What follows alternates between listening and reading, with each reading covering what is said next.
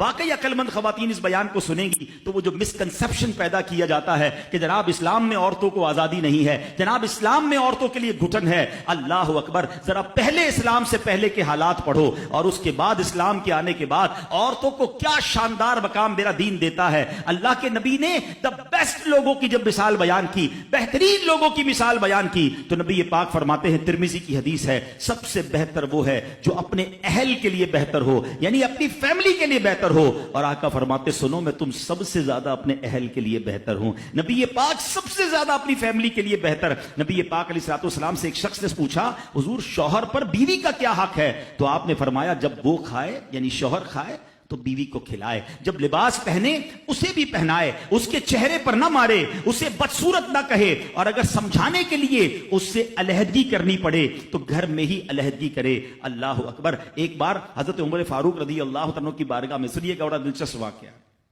سیدنا عمر فاروق کا کتنا بڑا نام ہے، آپ کے جلال کی، آپ کی عدالت کی مثالیں دی جاتی ہیں، بڑے بڑے لوگ آپ کے سامنے تھر تھر کانپتے تھے۔ آپ کا گھر میں انداز کیا تھا کہ ایک شخص آیا کہ میں حضرت عمر کے پاس جاؤں اور بتاؤں میری بیوی جو ہے مجھ سے اس طرح بات کرتی ہے، اور میرا وہ انداز نہیں ہوتا جو شوہر کے سامنے ہونا چاہیے، ہوتا ہے گھروں میں ہو جاتا ہے۔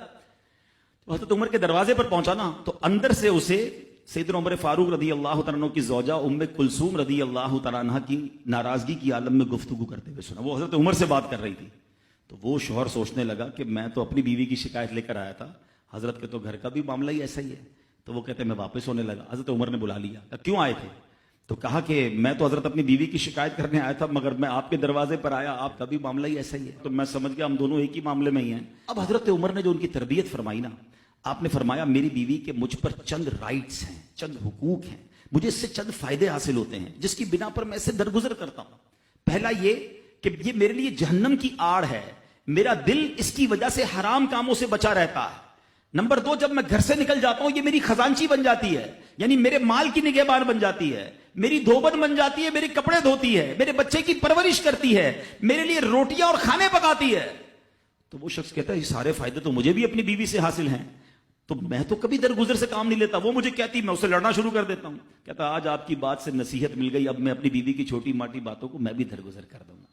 کتنی پیاری بات بتائی۔ ہم وہ ساری باتیں بھول جاتے ہیں، ایک غلطی پر پکڑ لیتے ہیں، ایک غلطی پر ڈانٹتے ہیں، ہر غلطی پر جناب ایسا نہیں ہوتا، ہر غلطی کی سزا سزائے موت نہیں ہوتی ہے۔ ہم غلطیاں نہیں کرتے، اگر جس طرح ہم اپنی بیوی کو اور غلطی پر ڈانٹتے وہ ڈانٹنا شروع کر دے پھر کیا حال ہوگا؟